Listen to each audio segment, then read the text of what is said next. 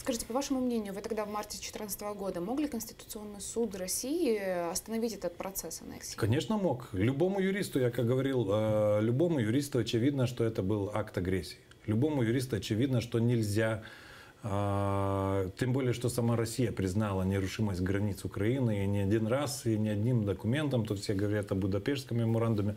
Мы не забудем, что еще вот недавно в Российской Думе звучат инициативы денонсировать договор о границе. А денонсировать договор о границе по международному праву вообще невозможно.